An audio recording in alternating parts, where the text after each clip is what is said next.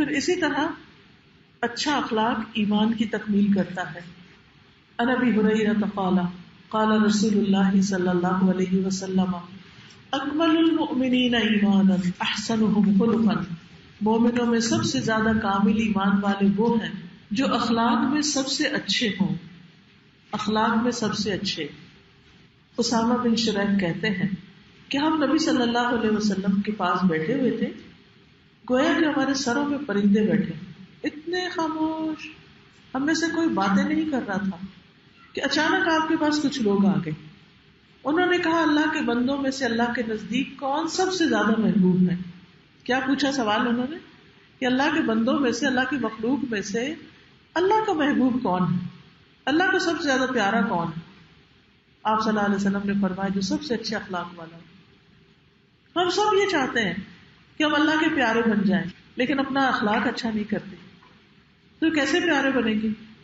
نبی صلی اللہ علیہ وسلم نے فرمایا ابن آدم نے کوئی ایسا عمل نہیں کیا جو نماز، آپس میں صلح کروانے اور اچھے اخلاق سے بہتر ہو. یہ ہے بہترین کام کرنے کے. آپ صلی اللہ علیہ وسلم فرمایا کرتے تھے ان من خیارکم احسنکم اخلاقا. تم میں سب سے بہتر شخص وہ ہے جو اخلاق کے اعتبار سے اچھا ہے. عربی کا ایک شاعر ہے، وہ کہتا ہے فَإِنْهُمْ ذَهَبَتْ أَخْلَاقُهُمْ ذَهَبُوا انما الامم الاخلاق ما بقیت. اگر ان لوگوں کے اخلاق ختم ہو جائیں تو وہ بھی ختم ہو جائیں گے. یعنی جن قوموں کے، جن نیشنز کے اخلاق ختم ہو جائیں وہ قومیں ختم ہو جاتی ہیں، کیونکہ امتیں اس وقت تک باقی رہتی ہیں جب تک ان کے اخلاق باقی رہتے ہیں. سبحان اللہ. آپ دیکھیے آج کے دور میں بھی ترقی کا راز صرف ٹیکنالوجی نہیں ہوتا، ترقی کے لیے اچھا اخلاق بھی چاہیے ہوتا ہے، اچھے مینرز چاہیے ہوتے ہیں، سیلف ڈسپلن چاہیے ہوتا ہے. وہ گھرانے کتنے خوشحال ہوتے ہیں کہ جن کے اندر یہ خوبیاں پائی جاتی ہیں. وہ ملک کتنے خوشحال ہو جاتے ہیں جن کے رہنے والوں میں یہ خوبیاں پائی جاتی ہیں. پھر نہ صرف یہ کہ دنیا کی ترقی بلکہ آخرت کی ترقی بھی. اگلی حدیث دیکھیے. ان ابی الدرداء قال سمعت النبي صلی اللہ علیہ وسلم یقول ما من شيء يوضع في الميزان اثقل من حسن الخلق وان صاحب حسن الخلق ليبلغ به درجة صاحب الصوم والصلاة. رواه الترمذی. سیدنا ابو درداء رضی اللہ عنہ سے روایت ہے کہ میں نے نبی صلی اللہ علیہ وسلم کو فرماتے ہوئے سنا میزان میں حسن اخلاق سے زیادہ بھاری کوئی چیز نہ رکھی جائے گی. یعنی قیامت کے دن جب آپ کی نیکیاں تولی جائیں گی تو جب آپ کا اچھا اخلاق رکھا جائے گا تو پیمانہ جھک جائے گا. یعنی اس سے پہلے کوئی چیز اتنی بھاری نہیں تھی، لیکن اچھے اخلاق کو رکھتے ہی آپ کا وزن زیادہ ہو جائے گا. اور یقیناً اچھے اخلاق والا شخص روزے دار اور نماز پڑھنے والے کا درجہ پا لیتا ہے. یعنی نفلی روزے جو بہت رکھے تو ویسے اس کا اخلاق کوئی خاص نہ ہو، اس سے بہتر وہ شخص ہے جو روزے تو نہیں رکھتا مگر ہر وقت دوسروں کی خدمت میں رہتا ہے. اسی طرح ایک شخص تہجد پڑھتا ہے مگر سخت بد اخلاق ہے، اس سے بہتر وہ ہے جو اپنی 5 وقت کی نمازیں پڑھتا ہے مگر کسی کو دکھ نہیں دیتا. یاد رکھیے نیکی کا کام کر کے، دین کا کام کر کے، دین کی تبلیغ کر کے، لوگوں کو دین پڑھا کے ہمیں بد اخلاق ہونے کی اتھارٹی نہیں مل جاتی. کچھ لوگوں کو جب تھوڑا سا دین آ جاتا ہے یا دوسروں کو پڑھانے لگتے ہیں تو پھر ان کے ساتھ ناروا سختی کرنے لگتے ہیں، روب جھاڑنے لگتے ہیں، بد اخلاقی سے پیش آتے ہیں، غلطی بتاتے ہوئے سختی کرتے ہیں، بات بات پہ ٹوکتے ہیں. یاد رکھیے اس سے آپ اچھے استاد کبھی بھی نہیں بن سکتے، اچھے مسلم کبھی بھی نہیں بن سکتے. اللہ نے ہمیں محمد صلی اللہ علیہ وسلم کی امتی بنا کر ہم پر بڑی رحمت کی ہے کہ ہم یہ جو اچھی باتیں کریں ان کا ہمیں آخرت میں بھی اجر ملے اور دنیا میں بھی رتبے بلند ہو. قرآن مجید میں اللہ تعالیٰ نے کیا فرمایا؟ انما انت مذکر لست علیہم بمسیطر. اللہ نے آپ کو یاد دہانی کرانے والا، نصیحت کرنے والا بنا کے بھیجا. آپ کو داروغہ نہیں بنایا، نہیں پولیس مین نہیں بنایا آپ کو کہ ہم لوگوں کے سر پہ سوار ہو جائیں کھڑے ہو کے قانون لے کے. نہیں، آپ کا کام ہے نصیحت کریں اور چل پڑے. نبی صلی اللہ علیہ وسلم نے فرمایا میری امت کے بہترین لوگ وہ ہیں جو اخلاق کے لحاظ سے سب سے اچھے ہیں. قیامت کے دن آپ نے فرمایا تم میں سے سب سے زیادہ مجھے پیارے اور میرے قریب بیٹھنے والے وہ لوگ ہیں جو بہترین اخلاق والے. آپ دیکھیے قیامت کے دن ہم میں سے ہر ایک قریب کیا چاہے گا کہ سب سے زیادہ قریب کس سے ہوں؟ محمد صلی اللہ علیہ وسلم. لیکن وہاں جگہ اس کو ملے گی جس کا اخلاق اچھا ہوگا. بد اخلاق لوگ آپ کے قریب نہیں جا سکیں گے. فکر کی بات ہے، دنیا میں تو 1400 سال بعد آئے، دیکھ نہیں پائے، تو وہاں بھی کیا دور سے ہی دیکھیں گے؟ قریب سے دیکھنا کس کو نصیب ہوگا؟ جس کا اخلاق اچھا ہوگا، جس کی بات میں نرمی ہے، جو دوسروں کو معاف کر سکتا ہے، جو کسی کی تکلیف برداشت کر سکتا ہے، جو صبر کر سکتا ہے، جو دینے والا ہوتا ہے، جس کے اندر لالچ نہیں ہوتی، جو دوسروں کے لیے وہی چاہتا ہے جو اپنے لیے چاہتا ہے. آپ نے فرمایا 4 خصلتیں اگر تم میں ہوں تو دنیا میں سے کچھ بھی گم ہو جائے تو کوئی افسوس نہیں. نمبر 1 امانت کی حفاظت، نمبر 2 سچی گفتگو، نمبر 3 اچھا اخلاق، اور نمبر 4 کھانے میں پاکیزگی، طیب و حلال. اور یاد رکھیے کہ نیکی اچھے اخلاق ہی کا نام ہے. حدیث میں آتا ہے البر حسن الخلق، نیکی اچھے اخلاق کا نام ہے. اگلی حدیث دیکھیے نمبر 5، عن ابی ہریرہ قال قال رسول اللہ صلی اللہ علیہ وسلم خصلتان لا تجتمعان فی منافق حسن صمت ولا فقہ فی الدین. سیدنا ابی ہریرہ رضی اللہ عنہ سے روایت ہے کہ رسول اللہ صلی اللہ علیہ وسلم نے فرمایا منافق میں 2 باتیں جمع نہیں ہوتی، اچھا چال چلن، اچھا اخلاق اور دین کی سمجھ. تو ان 2 چیزوں کا نہ ہونا کسی انسان کے اندر بڑی خطرناک بات ہے کہ دین کی بات بھی سمجھ کوئی نہیں، نہ پڑھا نہ سمجھا نہ کوشش کی، اور اوپر سے اخلاق بھی اچھا نہیں. کہاں پہنچائے گا انسان کو اس کا یہ طرز عمل؟ کیا کمایا اس نے دنیا میں؟ دنیا میں بھی مشکلات ہی مشکلات اور آخرت میں بھی مشکلات ہی مشکلات. تو مومن کو ترغیب دی گئی ہے کہ وہ ان دونوں صفات کو اپنائے. کون سی 2؟ دین کی سمجھ اور اچھا اخلاق. نبی صلی اللہ علیہ وسلم نے فرمایا میرے نزدیک قیامت کے دن تم میں سب سے زیادہ محبوب اور میرے قریب بیٹھنے والے وہ ہیں جو تم میں بہترین اخلاق والے ہیں، اور تم میں سب سے زیادہ میرے نزدیک ناپسندیدہ اور مجھ سے دور رہنے والے لوگ وہ ہیں جو زیادہ باتیں کرنے والے، بلا سوچے سمجھے اور بغیر احتیاط کے بولنے والے اور تکبر کرنے والے. یعنی بے سوچے سمجھے باتیں کرنا، فضول گفتگو کرنا اور اپنے آپ کو بڑی چیز سمجھنا، تکبر کرنا. اور بدترین انسان وہ ہے کہ جس کے شر سے بچنے کے لیے لوگ اس سے ملنا چھوڑ دیں. کچھ لوگ ہوتے ہیں نا کہ جب آپ ان سے ملیں آپ رو کے ہی اٹھیں گے، تکلیف ہی اٹھائیں گے، تو پھر انسان ان سے دور رہ کے زیادہ سکھی رہتا ہے. لیکن اس شخص کی پھر بدقسمتی کا عالم کیا ہوگا کہ لوگ اسے چھوڑ دیں کیونکہ وہ اخلاق کا اچھا نہیں ہے. عبداللہ بن مسعود کہتے ہیں مومن کے لیے سب سے زیادہ مذمت کی چیز برا اخلاق، فحش کلامی. اگلی حدیث دیکھیے عن ابی ذر قال قال لي رسول الله صلی اللہ علیہ وسلم اتق اللہ حیث ما کنت واتبع السیئۃ الحسنۃ تمحها وخالق الناس بخلق حسن.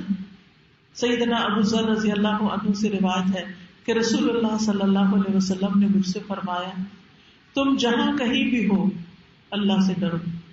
زمین پر ہو، مارس میں چلے جاؤ، مون پہ اپنی جگہ بنا لو، لیکن اللہ کا ڈر ساتھ رہے.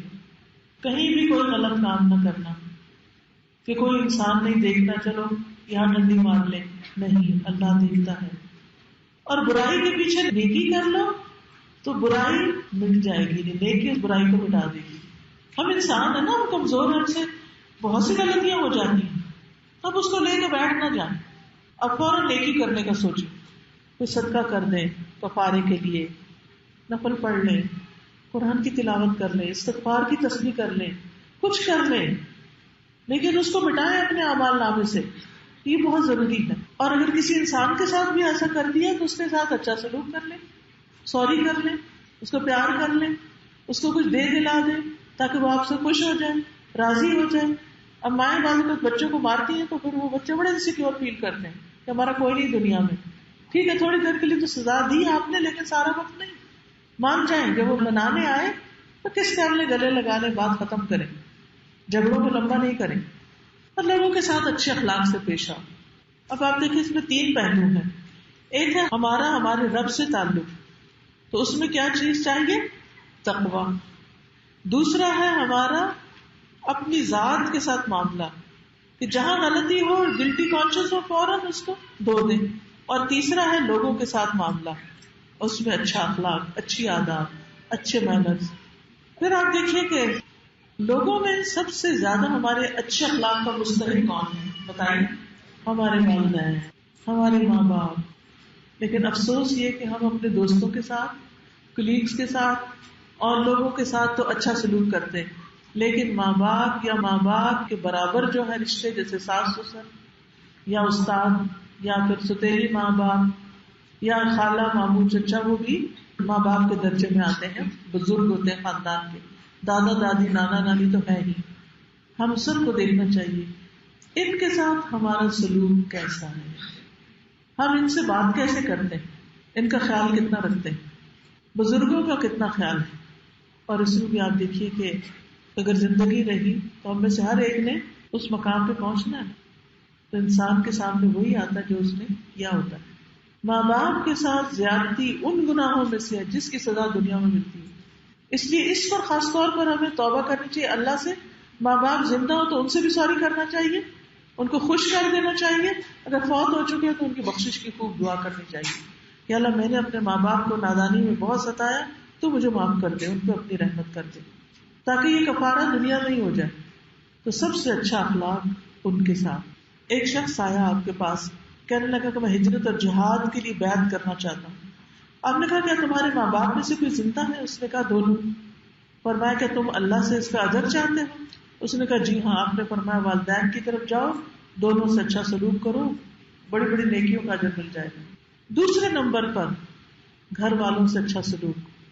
آپ نے فرمایا تم میں سے بہتر ہوا جو اپنے گھر والوں کے لیے بہتر ہو، اور تم سب کی نسبت میں اپنے گھر والوں کے لیے بہتر ہوں. خیرکم خیرکم لأہلہ وانا خیرکم لأہلی. ہسبینڈ کے ساتھ اچھا سلوک، اچھا نبھا، بچوں کے ساتھ، بہن بھائیوں کے ساتھ، رشتہ داروں کے ساتھ، خاندان والوں کے ساتھ. حدیث میں آتا ہے ہر وہ کام جو تم اپنے گھر والوں کے ساتھ کرو، یعنی اچھا سلوک، وہ ان پہ صدقہ ہے، نیکی لکھی جاتی ہے اس میں. حتیٰ کہ بیوی کو پانی پلانا. رسول اللہ صلی اللہ علیہ وسلم نے فرمایا جب آدمی اپنی بیوی کو پانی پلاتا ہے تو اس کو اجر ملتا ہے، صرف گھر میں لانے کا نہیں. اگر وہ پیاسی ہے یا اس نے مانگ لیا ہے یا کچھ، یا اپنے لیے لا رہے ہیں اس کے لیے بھی لا کے رکھ دیں. ویسے تو یہ بیویوں کا کام بتایا جاتا ہے، معلوم نہیں یہ کہاں سے آیا ہے، لیکن جیسے رات کو پانی رکھنا کس کا کام ہے؟ چاہے اس میں 10 کام ہے ابھی کچن میں، لیکن جب وہ 10 سے فارغ ہوگی تو اسی نے پانی رکھنا ہے. ہسبینڈ کو ٹی وی دیکھنا ہے، کیونکہ اس کے لیے دنیا بھر کے حالات سے واقف ہونا بہت ضروری ہے. گھر والوں کی کیا بیت رہی ہے اس کی ضرورت نہیں ہے. بہت سے لوگ دنیا بھر کی خبروں پہ نظر رکھتے ہیں اور ان کے بچوں میں کیا گزر رہی ہے، وہ کس نفسیاتی الجھن کا شکار ہے، اس کا کچھ پتہ نہیں. اس رویے کو بھی تبدیل کرنے کی ضرورت ہے. ہماری امیڈیٹ فیملی کا حق ہم پر پہلے ہے، زیادہ ہے. تو بہرحال یہاں نبی صلی اللہ علیہ وسلم نے یہ نہیں کہا کہ عورت جب شوہر کو پانی پلاتی وہ تو بیچاری پلاتی ہے، کھانے کی ٹیبل پہ بھی اس نے بھر کے رکھنا ہے، جہاں بھی ساتھ اگر دینا تو وہ بھی اس نے بوٹل نکال کے دینی ہے. یہاں مرد کو کہا گیا کہ اگر وہ اپنی بیوی کو پانی پلاتا ہے جو شاید وہ اپنے مزاج کے خلاف سمجھے تو اس پر بھی اجر ہے. ارباز بن ساریہ کہتے ہیں یہ حدیث سن کے میں اپنی بیوی کی طرف اٹھا اور اسے پانی پلایا اور اس کو یہ حدیث سنائی کہ میں نے یہ حدیث سنی تھی اس لیے تمہیں پانی پلا رہی. تو وہ ایک انا بھی ہوتی ہے. خیر صحابی میں تو میں نہیں کہتی کہ یہ ایسی کوئی چیز تھی، لیکن ایک انسان ہے ہم سب، تو وہ پھر جسٹیفیکیشن دینی ہوتی کہ ہم کیوں یہ کر رہے ہیں. اسی طرح کھانا کھلانا، اور یہ صرف باہر والوں یا غریبوں یا کسی آرفنیج میں کھانا کھلانا ہی نیکی نہیں، گھر والوں کے لیے پکانا بھی نیکی ہے. کیونکہ خواتین اکثر فرسٹریٹ ہوتی ہے کہ ہم ہی کیوں پکائیں، تو اس کو نیکی سمجھ کے پکا لیں اور اچھی طرح سرو کریں، یہ اچھا اخلاق ہوگا. نبی صلی اللہ علیہ وسلم نے فرمایا تمہارا اپنے آپ کو کھلانا تمہارے لیے صدقہ ہے. بعض اوقات ایسا تو انسان کہتا ہے میں بہت تھکا ہوں، چھوڑو میں سو جاتا ہوں، کیا کھانا. نہیں ہو سکتا کہ اگر آپ کھائے بغیر سوئیں تو صبح نماز کے لیے نہ اٹھائیں، کمزوری زیادہ ہو جائے تو کھا لیں کچھ. تمہارا اپنے بیٹے کو کھلانا تمہارے لیے صدقہ ہے. خوش ہونے مائیں جو اپنے بچوں کو اپنے ہاتھوں سے بچپن میں اسپون فیڈنگ کرتی ہیں، پھر ان کو خود کھانے کی عادت ڈالتی ہیں. تمہارا اپنی بیوی کو کھلانا تمہارے لیے صدقہ ہے، تمہارا اپنے خادم کو کھلانا تمہارے لیے صدقہ ہے. یعنی جو پکتا ہے، جو بھی کھاتا ہے، وہ تمہارے لیے صدقہ لکھا جاتا ہے. پھر اسی طرح آپس میں سارے مسلمانوں کے ساتھ، انسانوں کے ساتھ ایک جسم کی طرح رہنا، مسلمانوں کا خاص طور پر.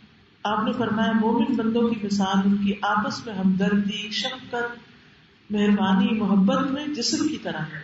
جب جسم کے ایک حصے کو تکلیف ہوتی ہے تو سارے جسم کو بخار کا احساس ہوتا ہے، وہ رات جاگتا ہے. آپس میں بھائی بھائی بن کے رہنا. آپ نے فرمایا کسی آدمی کے برا ہونے کے لیے یہی کافی ہے کہ وہ اپنے مسلمان بھائی کو حقیر سمجھے. دوسرے کو حقیر سمجھنا کسی بھی انسان کے لیے برا ہونے کے لیے کافی ہے.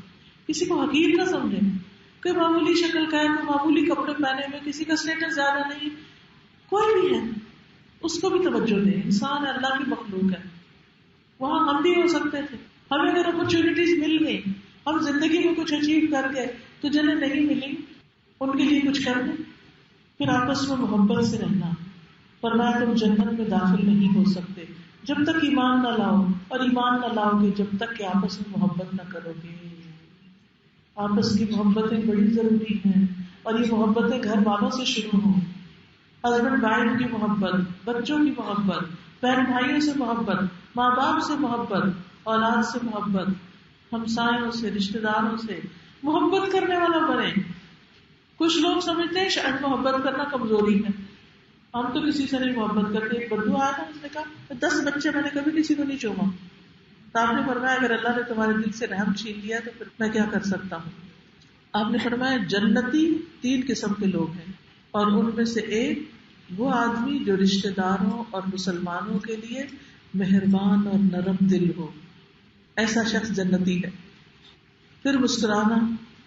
اگر ہم کسی کو کچھ نہیں دے سکتے تو ایک اسمائل تو دے سکتے ہیں، یہ بھی صدقہ ہے، اس سے دوسرے کا دل خوش ہو جائے گا. آپ نے فرمایا یہ بھی صدقہ ہے کہ تم لوگوں کو اس حال میں سلام کرو کہ تم حشاش بشاش چہرے والے ہو، اور وہ غم زدہ، پریشان حال، اترا ہوا چہرہ نہیں. کسی سے ملو تو اچھے سے ملو.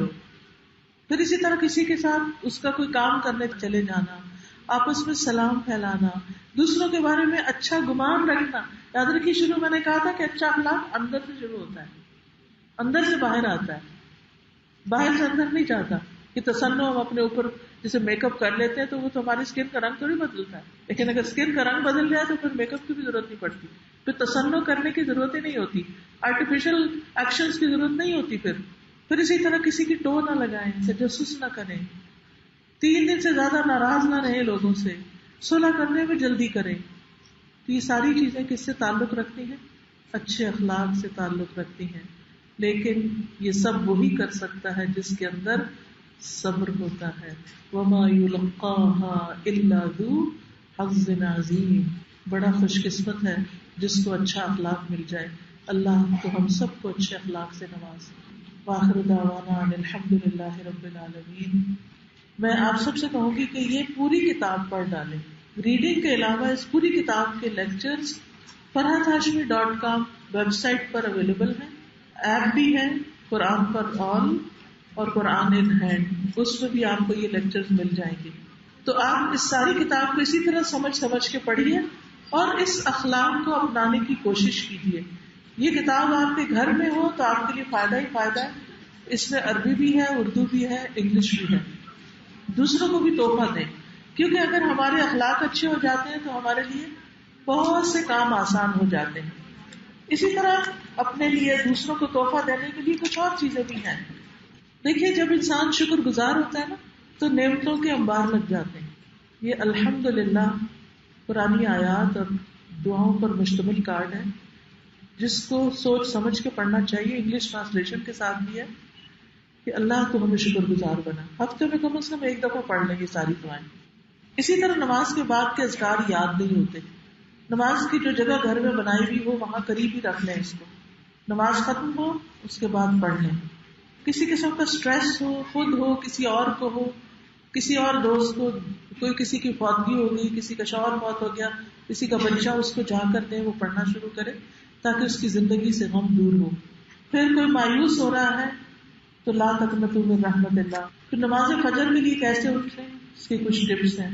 اسی طرح وہ دعا جو رات کو مانگی جائے تو دعا قبول ہوتی ہے. قرآنی اور مصنون دعائیں ہیں. الحمدللہ، سبحان اللہ، اللہ اکبر پڑھنے کا یہ ذکر ہے، دن رات کے پڑھنے سے بہتر. اور پھر یہ حفاظت کی دعائیں، ہر طرح کی حفاظت سے ایاک نستعین میں ہے. یہ ہر گھر کی ضرورت ہے یہ کتاب. تو اللہ تعالیٰ ہمیں عمل کی توفیق دے. اس کے علاوہ پلانٹ سیڈ کے نام سے ایک آپ کو پلیج فارم شاید ملا ہو. جو بھی صدقہ جاریہ کے کام کرنا چاہے تو وہ تعلیم میں انویسٹ کرے کہ ہمارے مسلمان بچے دنیاوی تعلیم کے ساتھ ساتھ دینی تعلیم بھی لے سکیں. تو یہ ان کے لیے اسپانسرشپ پروگرام ہے. ایسے سنگل پیرنٹس کے لیے یا ان فیملیز کے لیے جو افورڈ نہیں کر سکتے لیکن وہ شوق رکھتے ہیں کہ ان کے بچے دین بھی پڑھیں. تو آپ اپنا بچوں کو اگر نہیں پڑھا سکے تو کسی اور کے بچے کو پڑھا دیجئے. اگر آپ کو غم ہے کہ میرے بچے میرے لیے نیک نہیں نکلے، صدقہ جاریہ نہیں بنے، تو آپ کسی اور کو پڑھا کے وہ ثواب کما لیجیے. قرآن میں ٹرانسجینڈر کے بارے میں کیا کہا گیا؟ کیونکہ ہماری سوسائٹی میں ان کے ساتھ اچھا سلوک نہیں ہوتا. اچھا سلوک تو ہر ایک سے کرنا چاہیے. آپ کو میں نے بتایا کہ اگر ایک کتے کو بھی آپ دیکھیں تو اس کو بھی اسمائل دے دیں، چاہے وہ انسان نہیں جانور ہے، اور ہمارے کلچر میں اس کو بہت اچھا نہیں سمجھا جاتا. تو ہمیں حق نہیں کہ کسی کے ساتھ بھی برا کریں. ایک اصول یاد رکھیے، کسی کے ساتھ بھی آپ کو زیادتی کرنے کو دل چاہ رہا ہو نا، اپنے آپ کو وہاں رکھ لیں کہ میں کیا چاہوں گی یہاں کے، میرے ساتھ کیا کیا جائے. وہ سلوک دوسرے سے کریں. ٹرانسجینڈر کے بارے میں قرآن مجید کی ایک آیت سے بس اشارہ ملتا ہے، او یزوجہم ذکرانا و اناثا، یا ان کو وہ ملا جلا کے دیتا ہے بیٹے اور بیٹیاں، یعنی لڑکا اور لڑکی دونوں خصوصیات ان کے اندر ہوتی ہیں. ایسے انسان بھی اللہ ہی نے پیدا کیے ہیں. اللہ تعالیٰ ہمیں ویسا بنا سکتا تھا. اگر اللہ نے ہمیں واضح جینڈر دے کے بنایا تو جس کے پاس نہیں اس کے ساتھ برا سلوک کرنے کا کوئی حق نہیں آپ کو. کہتے ہیں کہ I'm a laser tech. I help women get rid of unwanted hair on the body. Is this halal profession? جی، ایسے جو بال ہیں جن کو اتارنے کا کہا گیا ہے، جیسے انڈر آرمز ہے، تو ان کو ہٹانے میں کوئی حرج نہیں. اسی طرح اپر لپس پہ، لپس کے نیچے عورتوں کی داڑھی نہیں ہوتی اس ایریا میں، تو ان بالوں کو ہٹانے میں کوئی حرج نہیں. لیکن بھووں کو شیپ دینا جو ہے یہ منع ہے.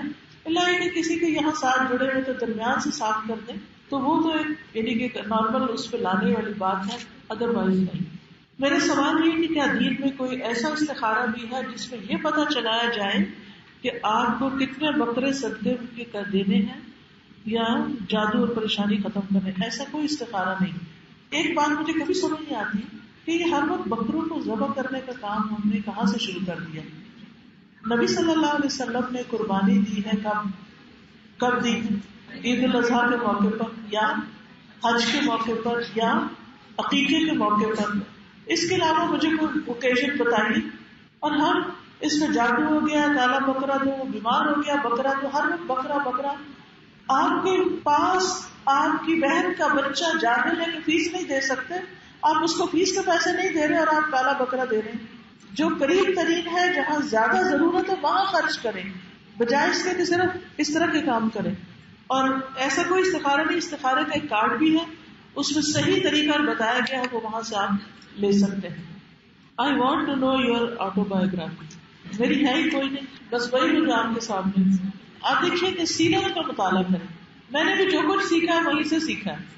آپ کو بھی یہی کہوں گی کہ حسن اخلاق کتاب کا مطالعہ کریں، نبی صلی اللہ علیہ وسلم کی سیرت کے بارے میں پڑھیں. آپ دیکھیے سیرت جو ہے بہت زیادہ انسان کو عملی زندگی گزارنا سکھاتی. اس پر میں نے نبی صلی اللہ علیہ وسلم کی سیرت پر لیکچر جو دیے ہیں، اگر وہ سیریز اپنی صرف گاڑی میں آتے جاتے سننا شروع کر دیں، بہت کچھ سیکھ جائیں گے آپ انشاءاللہ. دیکھیے ہم میں سے ہر شخص مصروف ہے، اتنا ٹائم نہیں ہوتا کہ بیٹھ کے بہت سے کورسز کریں یا کچھ. جو نکالے وہ تو ان کے لیے بہت بڑا صدقہ ہے، صدقہ جاری. لیکن اگر نہیں نکال سکتے تو ہم اپنے دن کی مصروفیت میں سے دیکھیں کہ کہاں ہم ہاتھوں سے کام کر رہے ہیں اور کانوں سے سن سکتے ہیں. تو وہاں آپ مقرر کر لیں. جیسے آپ ٹریول کرتے ہیں روز تو راستے میں سن لیں، واک کرتے ہیں 1 گھنٹے کی تو اس وقت سن لیں. ایک سبجیکٹ ایک وقت، دوسرا سبجیکٹ دوسرے وقت، تیسرا تیسرے میں، بہت کچھ سیکھ جائیں گے.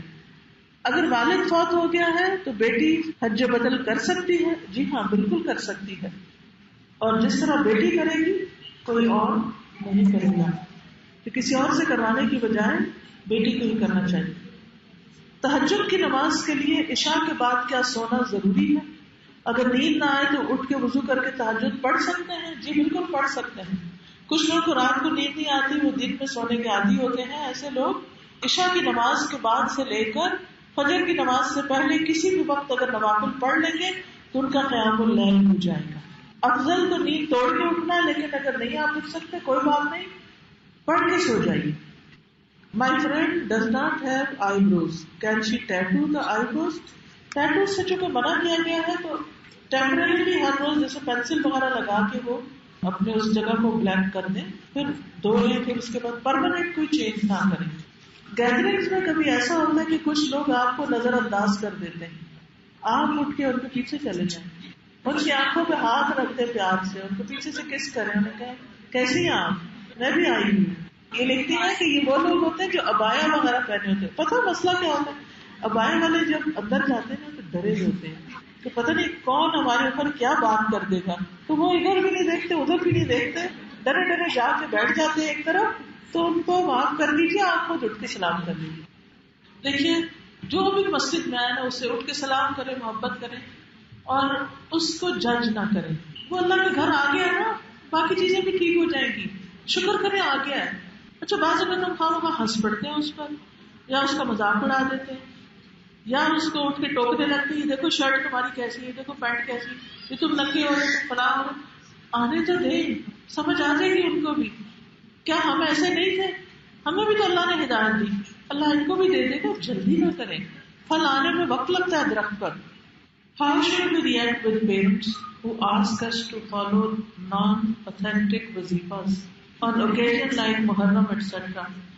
اس میں آپ دیکھیے کہ ان مواقع کے آنے سے پہلے ہی آپ ان کو ایجوکیٹ کریں کہ ایسی چیزیں کیوں نہیں کرنی، اور اگر وہ انسسٹ بھی کریں تو آگے سے آپ نے سختی سے جواب نہیں دینا، یا تو اسمائل کر لیں، چپ ہو جائیں، وہاں سے ہٹ جائیں، اور پھر اچھے وقت میں ان کو سمجھائیں. اگر نہ سمجھے تو بحث نہیں کرنی آپ نے. آج کل کے بچوں کو نماز اسلام کی طرف کیسے لائیں؟ پیار محبت سے، ان کو انکریج کر کے، ان کو سوال کر کے، ان کو آخرت کے بارے میں بتا کے، ان کو اچھے دوستوں کی کمپنی دے کے، ان کو توجہ دے کے، انہیں ٹرسٹ دے کے. As a Muslim is it allowed to live in non Muslim country? جی بالکل. دیکھیے دو طرح کی جگہ ہوتی ہیں. ایک وہ جگہ ہے دنیا میں جہاں آپ رہتے ہوئے whether it's a Muslim country or a non-Muslim country آپ اپنے دین پہ عمل کر سکتے ہیں. جہاں آپ کو اپنے دین پر عمل کرنے میں کوئی رکاوٹ نہیں، وہاں رہنے میں کوئی مشکل نہیں.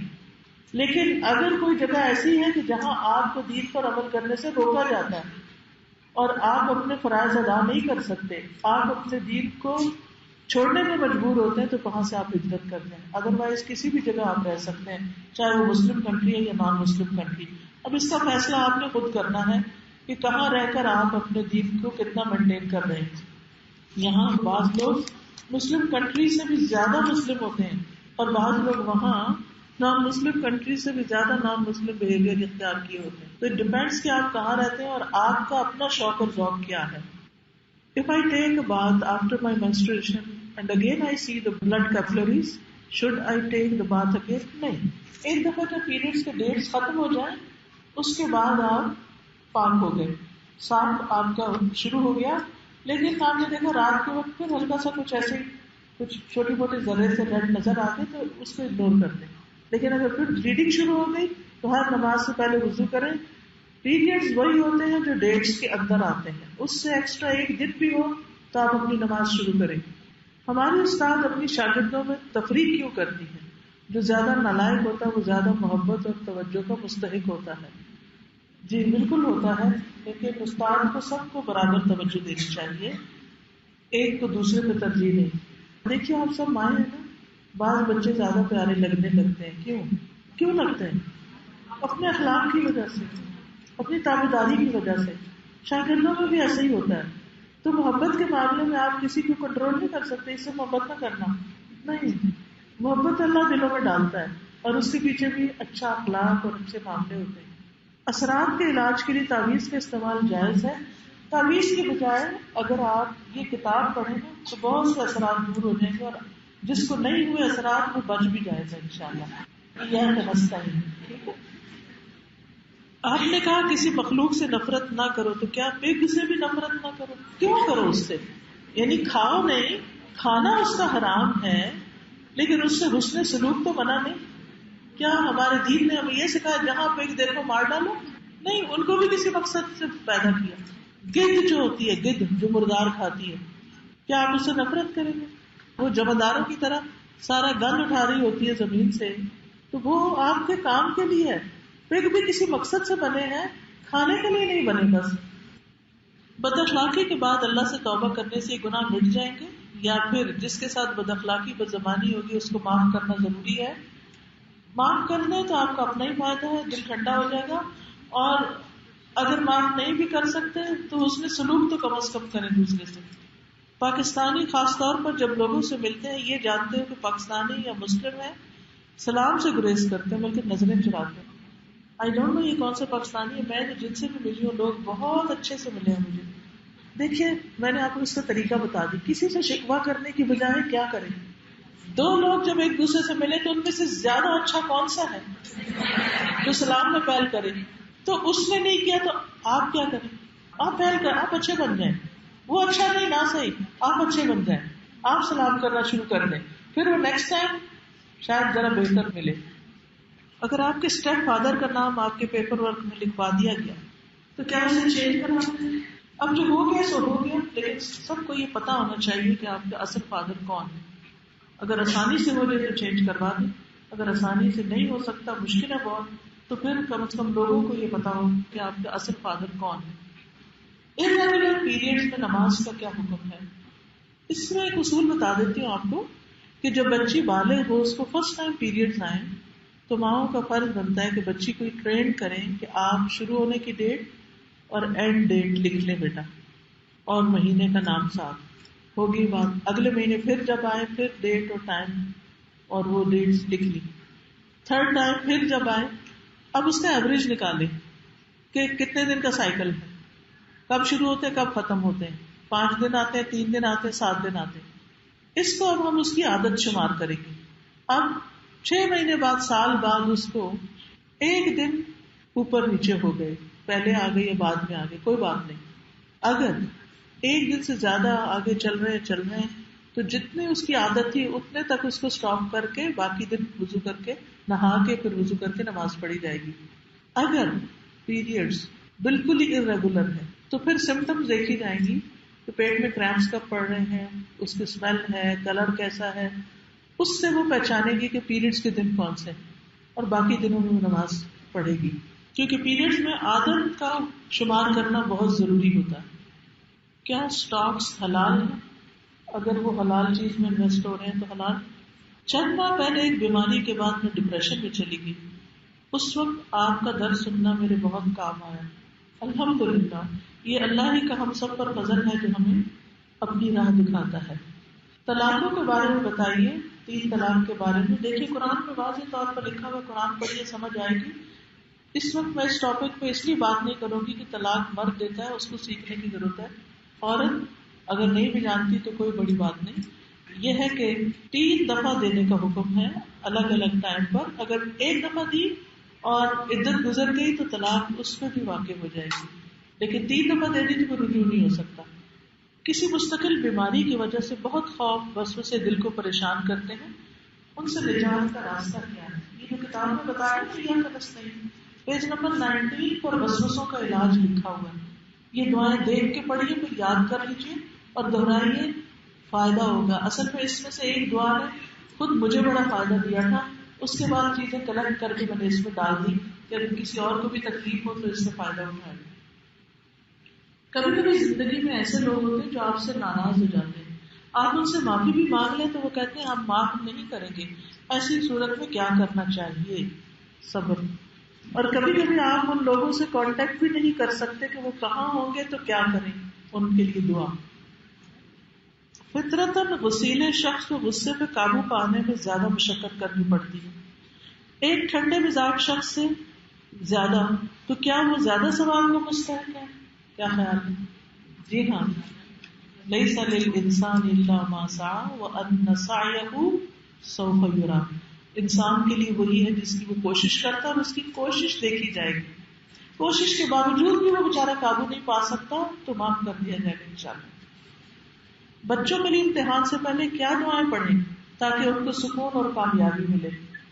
اس میں آپ دیکھیں گے یہاں پر علم حاصل کرنے کی دعائیں ہونی چاہیے. رب اشرح لی والا کارڈ اور اس طرح کے علاوہ یا حیو یا قیوم برحمتک استغیث، یہ کثرت سے پڑھیں. جام کے دوران کیا آپ غیر مردوں سے مسکرا کے بات کر سکتے ہیں؟ کیا خیال؟ نہیں، کیونکہ اس سے مشکل پیدا ہو سکتی ہے، غلط فہمی ہو سکتی ہے کسی کی. تو اس لیے اس میں باوقار رویہ، یہ نہیں کہ آپ ماتھے پہ بل ڈال کے رکھیں، باوقار رویہ اختیار کریں. دوسرے کو کوئی ایسا میسج نہ ملے کہ وہ آپ سے کوئی غلط امید رکھ بیٹھے. والدین کی مغفرت کے لیے نفل نماز پڑھ سکتے ہیں. دیکھیے جو بھی آپ نفل پڑھتے ہیں، جب پڑھتے ہیں ان کے لیے دعا کیجیے. ان کے لیے بھی دعا اس میں موجود ہے، بخشش کی دعائیں اسی ایاک نستعین میں. ماں باپ چاہے ابھی فوت ہوئے ہیں یا ہو چکے ہیں بہت عرصے سے، چاہے 20 سال پہلے، یہ دعا ان کے لیے پڑھی جا سکتی ہے. اگر آپ چاہتے ہیں نا آپ کی اولاد نیک بنے تو آپ کیا کریں؟ آپ اپنے والدین کے لیے دعائیں شروع کر دیں. آج کے لیے اتنا ہی کافی ہے. جزاکم اللہ خیرا کثیرا. بہت اچھا لگا یہاں آ کر آپ سب کو دیکھ کر. اللہ آپ کو خوش رکھے، دنیا اور آخرت کی بھلائیاں عطا کرے اور زیادہ سے زیادہ اچھا علم عطا کرے تاکہ درجے بلند ہو، کیونکہ ہر آیت کے سیکھنے پہ ایک درجہ بلند ہوتا ہے. ساری زندگی سیکھتے رہیے. ٹھیک ہے. سبحانک اللہم و بحمدک، اشہد ان لا الہ الا انت، استغفرک و اتوب الیک. آپ سب سے مل کے خوشی ہوئی. اللہ آپ سب کو، آپ کی اولاد کو، اپنی نسلوں کو ایمان پر رکھے، دنیا اور آخرت کی بھلائیاں عطا کرے. اگر آپ کو واقعی کچھ کہنا تو مجھ سے تو وہ ابھی بھی وقت ہے، لکھ کے چھوڑ جائیے، میں اس کو پڑھ لوں گی انشاءاللہ. ٹھیک ہے. السلام علیکم ورحمۃ اللہ وبرکاتہ.